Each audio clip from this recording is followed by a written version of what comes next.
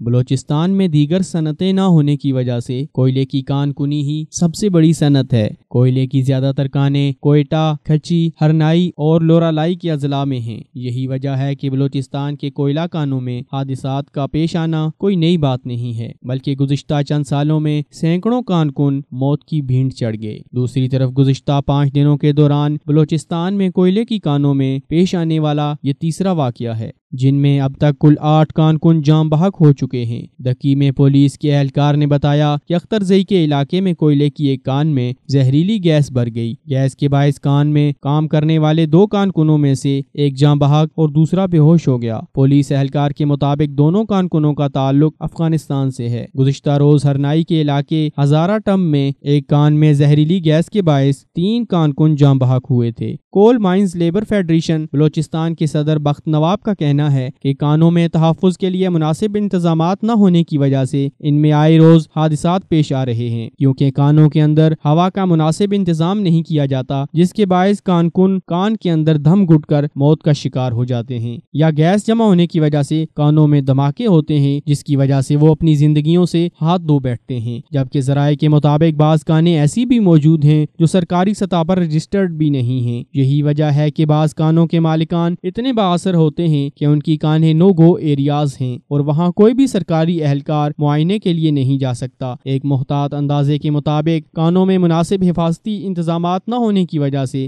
ہر سال 80 کے قریب کان کن جاں بحق ہوتے ہیں۔ جبکہ بلوچستان میں کوئلہ کانوں میں حادثات زیادہ ہونے کی ایک اور وجہ ٹھیکیداری نظام بھی ہے۔ در حقیقت جن لوگوں کے نام کانیں الاٹ ہوتی ہیں وہ بعد میں ان کو ٹھیکیداروں کے حوالے کرتے ہیں، جو اپنے آپ کو حفاظتی انتظامات کرنے سے مبرہ سمجھتے ہیں۔ حکومت پاکستان کو چاہیے کہ کان کنی کی صنعت کے حوالے سے تمام احتیاطی تدابیر پر عمل پیرا کروایا جائے، جبکہ کان کنوں کو حفاظتی اقدامات کی مکمل تربیت دی جائے اور ان پر سختی سے عمل کروایا جائے، کیونکہ سیفٹی ہمیشہ فرسٹ ہوتی ہے، تبھی دیگر کام سر انجام پاتے ہیں۔ اسی طرح جو کانیں سرکاری سطح پر رجسٹرڈ نہیں ہیں ان کو فوری طور پر بند کروایا جائے تاکہ کان کنوں کے جانی نقصان سے بچا جا سکے۔